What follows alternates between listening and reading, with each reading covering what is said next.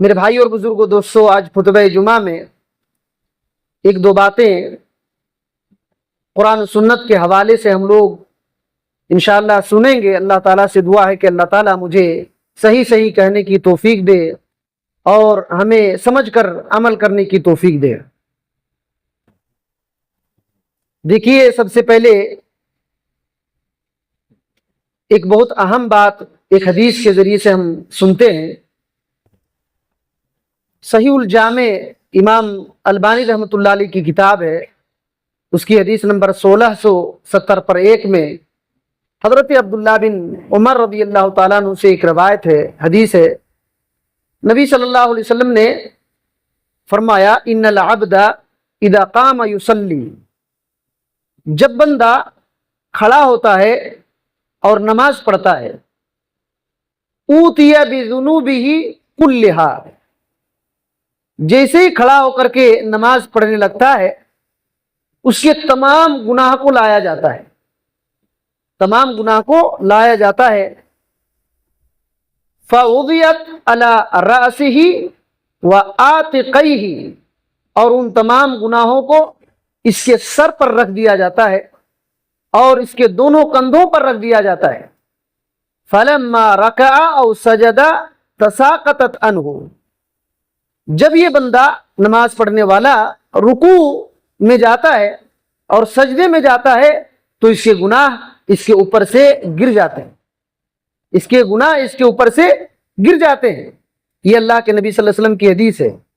اس میں بڑی خوشخبری ہے، اس میں بڑی خوشخبری ہے ان لوگوں کے لیے جو نماز کی پابندی کرتے ہیں، جو نماز کی پابندی کرتے ہیں۔ معمولی بات ہے کہ جب بندہ نماز کے لیے کھڑا ہوتا ہے اس کے تمام گناہ لائے جاتے ہیں اور اس کے سر پر اور دونوں کندھوں پر رکھ دیے جاتے ہیں، اور جب وہ رکوع کرتا ہے اور سجدہ کرتا ہے تو اس کے گناہ گر جاتے ہیں، اس کے گناہ گر جاتے ہیں۔ گر جانے کا مطلب کیا ہے؟ اللہ تعالیٰ معاف کر دیتا ہے، اور خصوصی طور پر صغیرہ گناہ وضو کرنے سے، نماز پڑھنے سے اللہ معاف کر دیتا ہے، اور پھر کبیرہ گناہ توبہ استغفار کرنے سے اللہ تعالیٰ معاف کرتا ہے۔ جو بندہ نماز ہی نہیں پڑھتا تو اس فضیلت سے وہ محروم ہو جاتا ہے، اس فضیلت سے محروم ہو جاتا ہے، اور اس کے گناہ ویسے ہی رہ جاتے ہیں، اور قیامت کے دن اس کی سزا اس کو مل جائے گی۔ اور ایک حدیث دیکھیے اسی تعلق سے، صحیح مسلم میں یہ حدیث ہے 430 پر 8 کے اندر حضرت ابو سعید خدری رضی اللہ تعالیٰ عنہ بیان کرتے ہیں کہ ایک دن نبی صلی اللہ علیہ وسلم نے دیکھا اپنے صحابہ کرام کو کہ صف بندی کرنے میں تھوڑا پیچھے ہو گئے، صف بندی کرنے میں تھوڑا پیچھے ہو گئے۔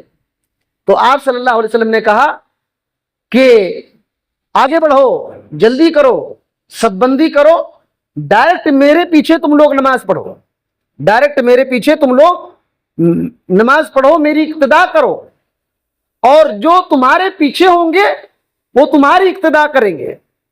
اور پھر ایک بات کہی، اللہ کے نبی صلی اللہ علیہ وسلم نے کہا، لا یزال قوم یتأخرون حتی یؤخرهم اللہ،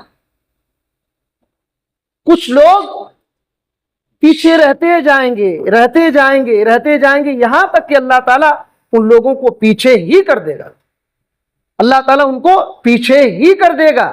یہ اللہ کے نبی صلی اللہ علیہ وسلم کی سمجھیے بد دعا کی طرح ہے کہ کچھ لوگ پیچھے رہیں گے، پیچھے رہیں گے، رہتے رہتے رہتے رہتے اللہ تعالیٰ ایسا کر دے گا کہ وہ پیچھے ہی رہیں گے، پیچھے ہی رہیں گے۔ گرچہ نماز کے بارے میں ہے، لیکن یاد رکھیے ہر نیکی کے بارے میں فٹ ہوگا، ہر نیکی کے بارے میں فٹ ہوگی۔ آدمی سوچے آج سے کروں گا، کل سے کروں گا، پرسوں سے کروں گا، ابھی تو عمر ہے، دیکھوں گا، سمجھوں گا، مرنے سے پہلے پہلے کچھ کر لوں گا، چانس ختم ہو جاتا ہے، چانس ختم ہو جاتا ہے۔ اللہ تعالیٰ توفیق ہی چھین لیتا ہے، اللہ تعالیٰ توفیق ہی چھین لیتا ہے، اور پھر دوبارہ کبھی اس کو توفیق نہیں دیتا، اللہ تعالیٰ اس کو ہمیشہ کے لیے پیچھے کر دیتا ہے۔ اسی وجہ سے یہ غلطی کبھی نہیں کرنی چاہیے، موقع ملا فوراً کوئی نیک عمل کر دینا چاہیے، اور خاص طور پر نماز، خاص طور پر نماز، کیونکہ نماز کے سلسلے میں اللہ کے نبی صلی اللہ علیہ وسلم نے اتنی بڑی بات کہی کہ کچھ لوگ پیچھے رہتے جائیں گے، اللہ تعالیٰ ان کو پیچھے ہی کر دے گا۔ یہ بہت اہم بات تھی۔ تو جو نماز پابندی کے ساتھ پڑھتے ہیں ان کے لیے فضیلت ہے، اور جو پیچھے رہ جاتے ہیں ان کے لیے اتنی بڑی بات اللہ کے نبی صلی اللہ علیہ وسلم نے کہی ہے۔ ایک دوسری بات ایک حدیث کے ذریعے سے ہم لوگ سنتے ہیں۔ یہ حدیث جو ہے ابن ماجہ کے اندر ہے۔ ابن ماجہ کی حدیث نمبر 4240 پر 5 کے اندر حضرت ثوبان رضی اللہ تعالی عنہ سے حدیث ہے۔ حضرت ثوبان رضی اللہ تعالیٰ عنہ کہتے ہیں کہ اللہ کے نبی صلی اللہ علیہ وسلم نے کہا لَأَعْلَمَنَّ اقواما من امتی یأتون یوم القیامت بحسنات امثال جبال تہامت بیضاء۔ اللہ کے نبی صلی اللہ علیہ وسلم نے کہا کہ میں ضرور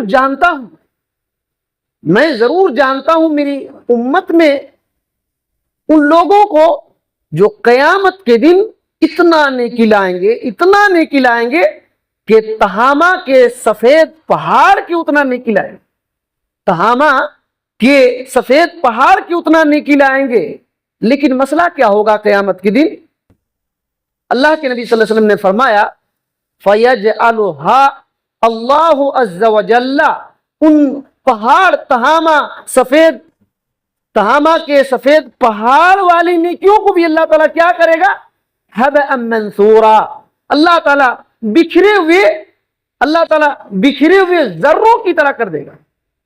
ان نیکیوں کو بکھرے ہوئے ذرے جو دھول ہے نا، هَبَأً مَنْثُورًا کہتے ہیں جیسے آپ کھڑکی بند کریں گے اور تھوڑا سا سوراخ رہتا ہے، سورج کی روشنی آتی ہے اور اس روشنی میں دیکھیں گے ذرات اڑتے ہوئے نظر آتے ہیں، پکڑیں گے تو ہاتھ میں نہیں آئیں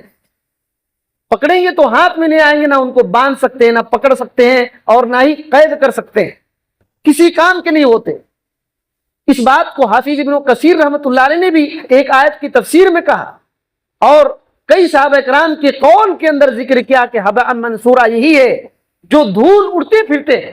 اللہ تعالیٰ ان کی نیکیوں کو جو سفید پہاڑ کی طرح رہیں گے، لیکن اللہ تعالیٰ دھول بنا کر کے اڑا دیتا ہے، کسی کام کا نہیں ہوگا۔ حضرت ثوبان رضی اللہ تعالیٰ عنہ تڑپ گئے اور کہا کہ صفہم لنا وجلہم لنا یا رسول اللہ، اے اللہ کے نبی صلی اللہ علیہ وسلم یہ کون لوگ ہوں گے؟ آپ ہمیں ان کی صفت بتلائیے، ان کی پہچان بتلائیے، کیوں ایسا نہ ہو ان لا نکون منہم، کہیں ایسا نہ ہو کہ ہم بھی ان کی طرح ہو جائیں، وَنَحْنُ لَا نَعْلَمُ، اور ہم جانتے بھی نہ ہو اور ان کی طرح ہو جائیں، ہم کو ڈر لگ رہا ہے۔ اللہ کے نبی صلی اللہ علیہ وسلم وہ لوگ کون ہیں آپ بتلائیے، ان کی صفت بیان کیجیے۔ نبی صلی اللہ علیہ وسلم نے کہا اما انہم من امتکم ومن جلدتکم، خبردار ہو جاؤ وہ تمہاری ہی قوم میں سے ہوں گے، ان کی چمڑی تمہاری چمڑی کی طرح ہوگی، یعنی تمہاری طرح وہ انسان ہوں گے۔ اور کتنی بڑی بات کہی اللہ کے نبی صلی اللہ علیہ وسلم نے، یاخذون من اللیل کما تاخذون، وہ رات میں سے اسی طریقے سے تہجد پڑھیں گے جو تم تہجد پڑھتے ہو، رات میں اسی طریقے سے رات کا حصہ جو عبادت کا ہے، رات کا حصہ لیں گے جو تم عبادت کر کے حصہ لے لیتے ہو۔ لیکن وہ کیسے لوگ ہوں گے، کیا کریں گے کہ اللہ تعالیٰ پہاڑ کے برابر نیکیوں کو بھی اڑا دے گا۔ اللہ کے نبی صلی اللہ علیہ وسلم نے کہا لیکن وہ لوگ ایسے ہوں گے، اقوام اذا خلوا بمحارم اللہ انتہکوها، جب اللہ رب العالمین کے حرام کیے ہوئے جو کام ہیں، چیزیں ہیں، جب تنہائی میں ہوں گے تو وہی کریں گے۔ جب تنہائی میں ان کو موقع مل جائے گا تو اللہ نے جن چیزوں کو حرام کیا ہے ان حرام کاموں کو یہ انجام دیں گے۔ تنہائی میں موقع مل گیا، کوئی نہیں دیکھنے والے ہیں، تو یہ اللہ تعالیٰ نے جن چیزوں کو حرام کیا ہے وہی یہ حرام کام کریں گے۔ یہ وہ لوگ ہوں گے جو نیکیوں کا پہاڑ لائیں، نیکیوں کا پہاڑ۔ اس کی وضاحت میں حافظ ابن حجر رحمۃ اللہ علیہ نے کئی اقوال ذکر کیا اور کہا کہ یہ لوگ ایسے ہیں کہ لوگوں کے سامنے بڑے صالحین نیک لوگوں کا حلیہ بنا کر رکھتے ہیں، لیکن جب تنہائی میں جاتے ہیں جیسے ہی ان کو موقع ملتا ہے کوئی بھی موقع چوکنے نہیں دیتے اور یہ اللہ کے حرام کام کو کر گزرتے ہیں۔ لوگوں کے ساتھ رہتے ہیں، نیکیاں ہی نیکیاں کرتے ہیں، نیکیاں ہی نیکیاں کرتے ہیں۔ کتنا نیکیاں کہ تہامہ کے سفید پہاڑ کی طرح یہ لوگ نیکی لائیں گے، یعنی نیکی کیے ہوئے تبھی تو لائیں گے، لیکن یہ نیکی کسی کام کا نہیں ہوگا، یہ نیکیاں کسی کام کے نہیں ہوں گے۔ اللہ تعالی نے بھی اسی طریقے سے ایک آیت کریمہ میں کہا ہے، سورہ الفرقان جو 25ویں نمبر کی سورہ ہے، اس کی آیت نمبر 20 پر 3 میں اللہ تعالی نے کہا کہ وَقَدِمْنَا إِلَى مَا عَمِلُوا مِنْ عَمَلٍ فَجَعَلْنَاهُ هَبَأً مَنْثُورًا، یہ لوگ دنیا میں جو بھی نیک اعمال کرتے ہیں ہم نے ان کو آگے بڑھ کر کے بالکل بکھرے ہوئے ذرے اور دھول کی طرح بنا دیا۔ یہ اللہ نے قرآن میں کہا ہے، یہ اللہ نے قرآن میں کہا ہے۔ کیا مطلب ہے؟ یاد رکھیے، اس آیت اور اس حدیث سے ایک بہت بڑی بات ملتی ہے کہ جس طریقے سے ہمارا ظاہر ہے اسی طریقے سے ہمارا باطن بھی ہونا چاہیے۔ جس طریقے سے ہم لوگوں کے ساتھ نیک بن کر رہتے ہیں، تنہائیوں میں بھی جب بھی کوئی نہ ہو تو اسی طریقے سے اللہ کا ڈر ہونا چاہیے، اسی طریقے سے اللہ کا ڈر ہونا چاہیے۔ ورنہ لوگوں کے سامنے اٹھتے بیٹھتے نیکی کی بات، دین کی بات یہ وہ کرتے ہیں، جب تنہائی میں گناہ کا موقع ملتا ہے تو کوئی موقع نہیں چھوڑتے۔ یہ بہت بری بات ہے، یہ بہت بری بات ہے، یہ بہت بری بات ہے۔ اور اللہ تعالی نے ایک آیت میں ایک بات کہی ہے، اس حدیث کو دیکھیے کہ یہ لوگ جب موقع مل جاتا ہے تنہائیوں میں اللہ کے حرام کر گزرتے ہیں، اللہ کے حرام کام کو۔ اللہ تعالیٰ نے سورہ نساء میں اللہ رب العالمین نے اس کی آیت نمبر 106، 7 اور 8 پڑھیے تو یہ بات آپ کو معلوم ہوگی۔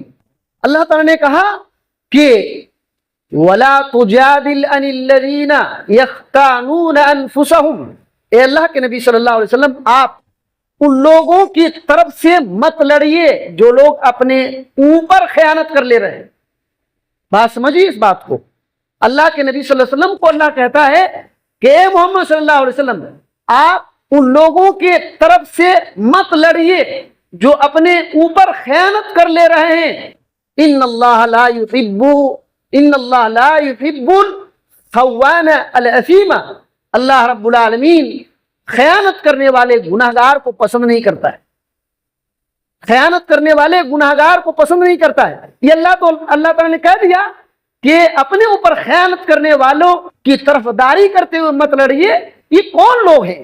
اللہ نے آگے کی آیت میں اس کی پوری وضاحت کر دیا اور کہا یستخفون من الناس ولا یستخفون من اللہ، یہ وہ لوگ ہیں کہ لوگوں سے چھپاتے ہیں لیکن اللہ سے چھپاتے نہیں، لوگوں سے چھپاتے ہیں لیکن اللہ سے چھپاتے نہیں، لوگوں سے برائی کو چھپاتے ہیں، اپنے کمیوں کو چھپاتے ہیں، اور اپنے چگلی چاڑی جو بھی کام ان کے برائی ہیں۔ منافقین اس طریقے سے کیا کرتے تھے؟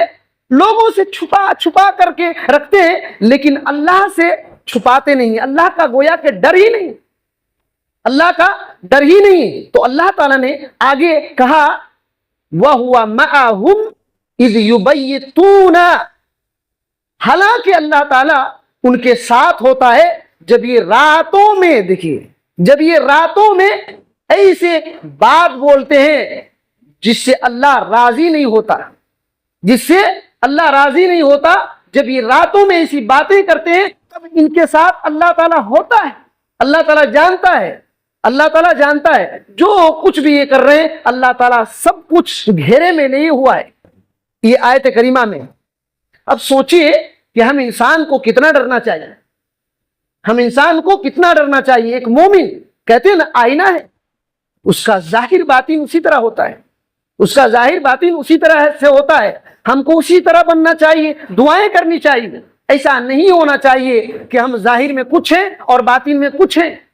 ظاہر میں بالکل پکے سچے مسلمان انسان اور باطن میں اکیلے تنہائی میں جاتے ہیں تو شیطان سے بھی بڑھ کر کے ہو جاتے ہیں.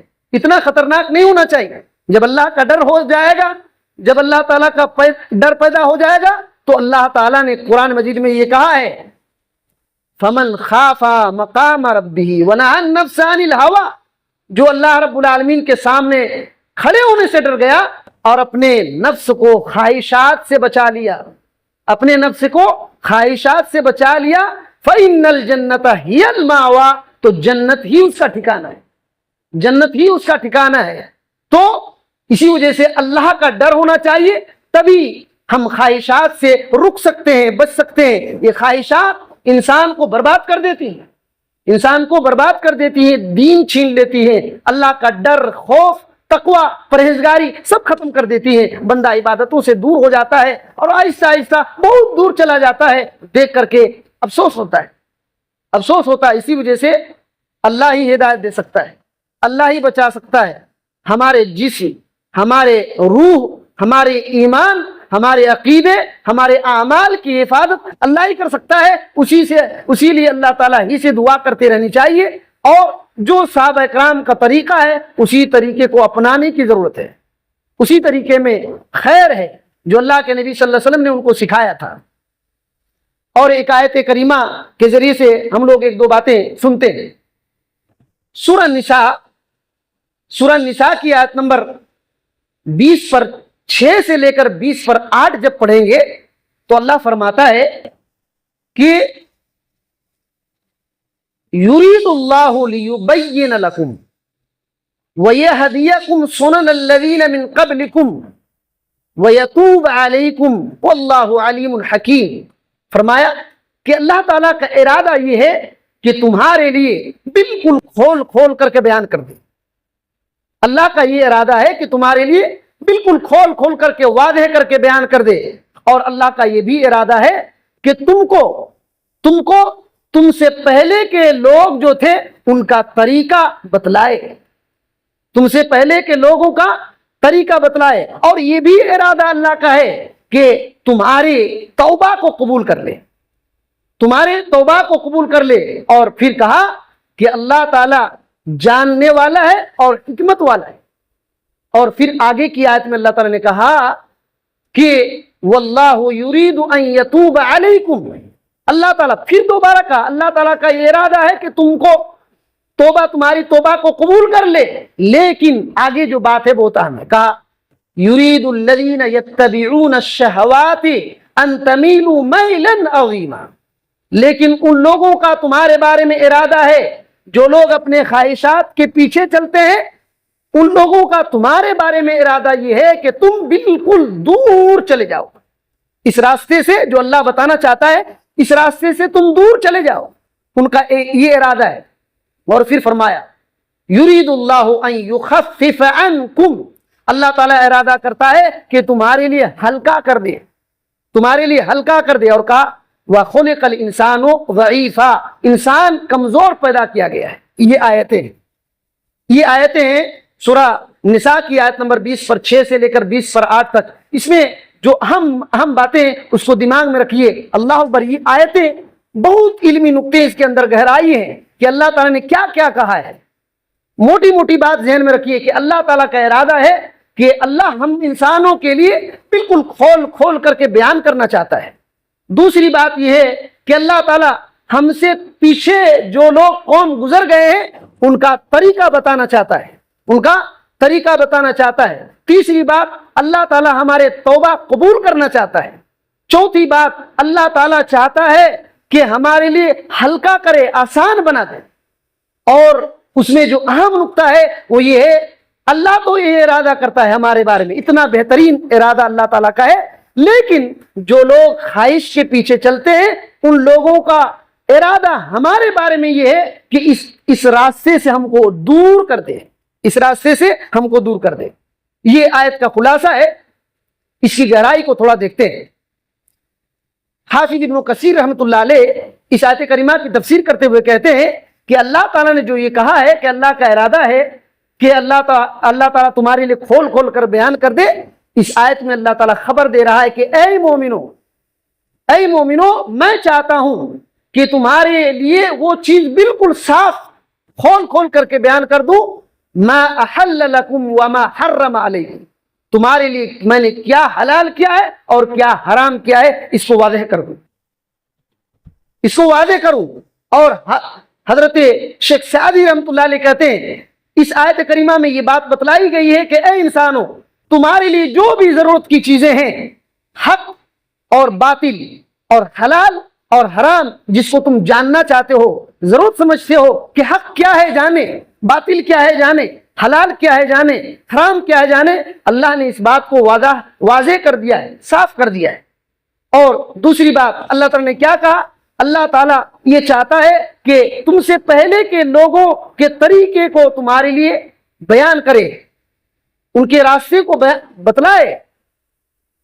تو حافظ ابن کثیر رحمۃ اللہ علیہ کہتے ہیں کہ یعنی پچھلے لوگوں کا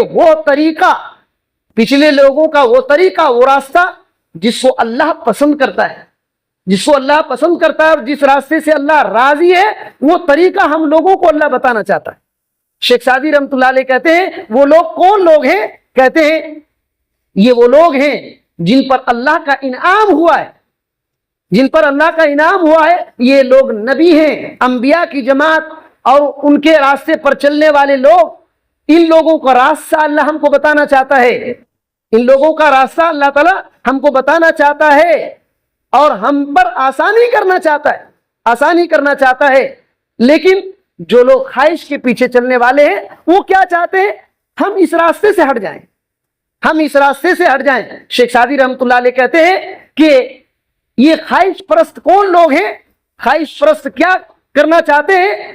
یہ لوگ رحمان کی اطاعت سے ہٹا کر کے شیطان کے راستے پر چلانا چاہتے ہیں، اور صراط مستقیم جو ہے، صراط مستقیم، اس سے ہم کو ہٹا کر کے غیر المغضوب علیہم ولا الضالین کے راستے میں چلانا چاہتے ہیں۔ ہم لوگ دعا جو کرتے ہیں سورہ فاتحہ میں، اہدنا الصراط المستقیم، اے اللہ ان لوگوں کے راستے پر چلا جو سیدھا راستہ ہے، جن پر چل کر کے جن پر انعام نازل ہوا، وہ نبی، شہید اور نیک بزرگ لوگ تھے، ان کے راستے کی رہنمائی کر، اور یہود اور نصارہ کے راستے سے ہم کو بچانا۔ روزانہ دعا کرتے ہیں، یہ بات اللہ تعالیٰ ہم سے ارادہ کرتا ہے کہ اسی راستے کی رہنمائی ہم کریں گے، لیکن جو لوگ خواہش پرست ہیں، اللہ اکبر، ابن کثیر رحمۃ اللہ علیہ کہتے ہیں یہ خواہش پرست لوگ کون لوگ ہیں؟ کہتے ہیں اتباع الشیاطین من الیہود والنصارى والزنات، کہتے ہیں یہ وہ لوگ ہیں جو شیطان کے پیچھے پڑنے والے لوگ، یہ یہودی ہیں اور نصارہ ہیں، کرسچن ہیں اور زناکار لوگ ہیں۔ ابن کثیر رحمۃ اللہ علیہ نے 3 باتیں کہی۔ جو لوگ اپنے خواہش کے پیچھے چلنے والے لوگ ہیں، وہ یہ چاہتے ہیں کہ تم کو سیدھے راستے سے بھٹکا دے، تم کو سیدھے راستے جو اللہ بتانا چاہتا ہے ان سیدھے راستے سے بھٹکا دے۔ یہ 3 قسم کے لوگ ہیں، یہ تینوں شیطان کے راستے پر چلنے والے ہیں، یہ یہود اور کرسچن اور زناکار۔ اسی آیت کریمہ کی تفسیر میں حافظ ابن کثیر رحمۃ اللہ علیہ نے تابعی، بہت بڑے تابعی امام طاؤس رحمۃ اللہ علیہ کا قول نقل کیا ہے۔ امام طاؤس رحمۃ اللہ علیہ کا قول نقل کیا کہ اللہ تعالیٰ نے جو کہا خلق الانسان ضعیفا، کہ انسان کمزور پیدا کیا گیا ہے، طاؤس رحمۃ اللہ علیہ کہتے ہیں کہ انسان کمزور کس حساب سے پیدا کیا گیا؟ کہتے ہیں فی امر النساء، عورتوں کے معاملے میں انسان کو کمزور بنایا گیا ہے۔ دیکھیے، عورتوں کے معاملے میں انسان کو کمزور بنایا گیا ہے۔ اور امام وقی رحمۃ اللہ علیہ سے آیت کریمہ کی تفسیر میں کہتے ہیں، جو ابن کثیر میں ہے، کہتے ہیں عورت کے پاس جب انسان رہتا ہے تو اس کی عقل خراب ہو جاتی ہے، اور آپ تعجب کریں گے، یہ اللہ کے نبی صلی اللہ علیہ وسلم نے کہا ہے، یہ اللہ کے نبی صلی اللہ علیہ وسلم نے کہا ہے، بخاری کی حدیث ہے، 304 نمبر کی حدیث۔ آپ اس واقعے کو یاد کریں، اللہ کے نبی صلی اللہ علیہ وسلم کے زمانے میں عورتیں عیدگاہ جایا کرتی تھی۔ عید کی نماز پڑھنے کے بعد اللہ کے نبی صلی اللہ علیہ وسلم عورتوں کے پاس گئے اور سمجھائے اور کہا کہ عورتوں کی جماعتوں، تم لوگ صدقہ کیا کرو، کیونکہ جہنم میں سب سے زیادہ عورتوں کو دیکھا، عورتیں زیادہ لان تان کرنے والی ہے، اور شوہروں کی نافرمانی کرتی ہیں. اور پھر ایک بات کہی اسی موقع پر, کہا ما رأیت ناقصات عقل ولا دین اذهب للب الرجل الحازم من احدکم. اللہ کے نبی صلی اللہ علیہ وسلم نے کہا میں کم عقل اور کم دین میں سے کوئی بھی چیز نہیں دیکھا عورتوں سے بڑھ کر کہ ایک چالاک ہوشیار تجربہ کار آدمی کی عقل کو خراب کرنے میں اس سے بڑھ کر کوئی اور چیز ہو. کیا کہا کہ ایک تجربہ کار شخص, ایک تجربہ کار ہوشیار عقل مند انسان کی عقل خراب کرنے والی چیز سب سے زیادہ عورت ہے, اس سے بڑھ کر کے کوئی چیز میں نے دکھائی نہیں, کوئی چیز میں نے دکھائی نہیں جس کے پاس حالانکہ عقل کی بھی کمی ہے اور دین کی بھی کمی ہے. اللہ کے نبی صلی اللہ علیہ وسلم یہی کہتے ہیں کہ عقل کی بھی کمی ہے اور دین کی بھی کمی ہے, لیکن ایک عقل مند انسان کی عقل کو بھی یہ خراب کر دیتی ہے, عقل مند انسان کی عقل کو بھی خراب کر دیتی ہے. کیسے؟ صحیح مسلم کی ایک حدیث ہے 1403 کے اندر یہ روایت ہے. حضرت جابر رضی اللہ تعالیٰ عنہ فرماتے ہیں, حضرت جابر رضی اللہ تعالیٰ عنہ فرماتے ہیں کہ ایک دن اللہ کے نبی صلی اللہ علیہ وسلم گھر سے نکلے, ایک عورت کو دیکھا, فوراً وہاں سے لوٹ کر کے حضرت زینب رضی اللہ تعالیٰ عنہا کے پاس آئے اور اپنی خواہش کو اللہ کے نبی صلی اللہ علیہ وسلم نے مٹایا.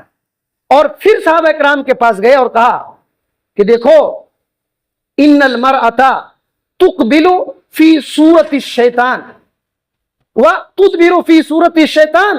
سنو میرے صحابہ, جب عورت آتی ہے تو شیطان کی شکل میں آتی ہے اور جاتی بھی ہے تو شیطان کی شکل میں جاتی ہے. جب وہ آتی ہے تو آگے کی طرف سے بھی شیطان کی شکل میں آتی ہے اور جاتی بھی ہے تو شیطان کی شکل میں جاتی ہے.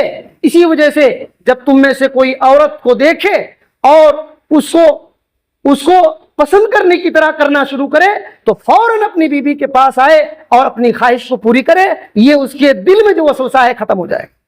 یہاں جو نوٹ کرنے کی بات ہے وہ یہ ہے کہ اللہ کے نبی صلی اللہ علیہ وسلم نے کتنی بڑی بات کہی کہ عورت جو ہے شیطان کی شکل میں آتی ہے اور شیطان کی شکل میں جاتی ہے. اس کا کیا مطلب ہے؟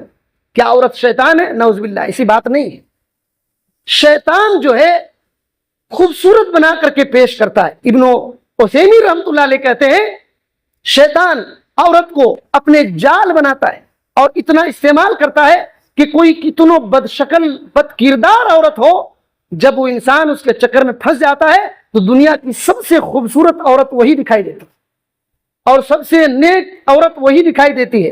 حالانکہ وہ بہت بدصورت ہوتی ہے, بد کردار ہوتی ہے, بہت بدصورت بد کردار ہوتی ہے, لیکن اس کے نظر میں وہ سب سے خوبصورت اور سب سے اچھی وہی ہو جاتی ہے. اسی وجہ سے انسان اپنے دین, دھرم, عقیدہ اور اپنا صحیح طریقہ کو چھوڑنے پر مجبور ہوتا ہے, ایسا ہوتا ہے.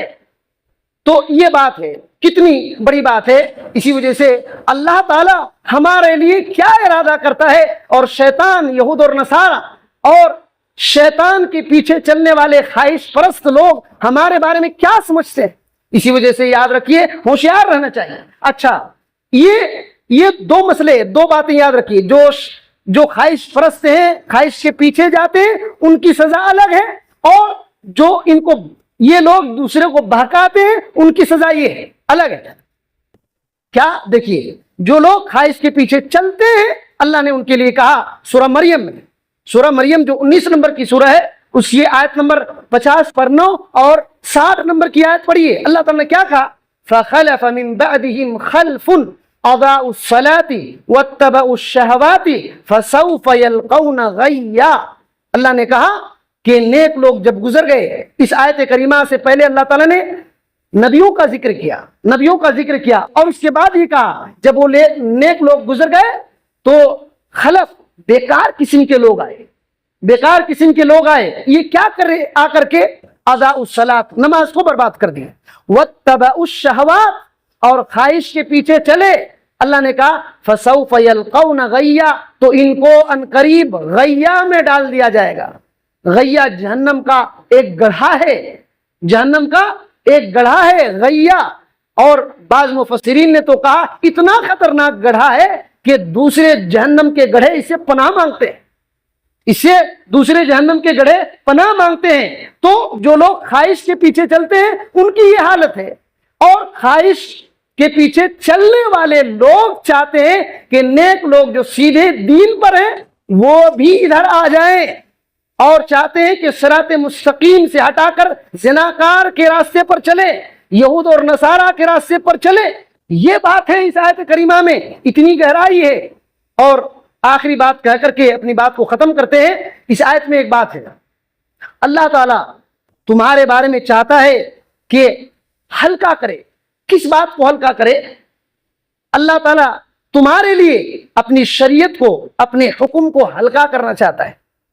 اللہ تعالیٰ کسی کو اتنا بوجھ ڈالا ہی نہیں ہے کہ وہ کام کر نہ پائے، کسی کو اتنا بوجھ نہیں ڈالا ہے کہ وہ اس کام کو نہ ہی کر پاتا ہے۔ کھڑے ہونے کی طاقت نہیں، نماز پڑھنے کی بیٹھ کر کے پڑھے وہ بھی طاقت نہیں، تو لیٹ کر پڑھے وہ بھی طاقت نہیں ہے، تو اشارے پر پڑھے۔ دین میں اتنا آسان کیا ہے۔ اس کی ایک مثال دیکھیے، ابن کثیر رحمۃ اللہ علیہ نے ایک حدیث سے اس کی مثال سمجھایا۔ یہاں دونوں باتیں اس کے اندر ہے۔ اللہ تعالیٰ نے کہا کہ انسان کمزور پیدا کیا گیا، اور اللہ تعالیٰ چاہتا ہے کیا کہ آسانی کرے۔ دونوں بات ایک حدیث میں ہے۔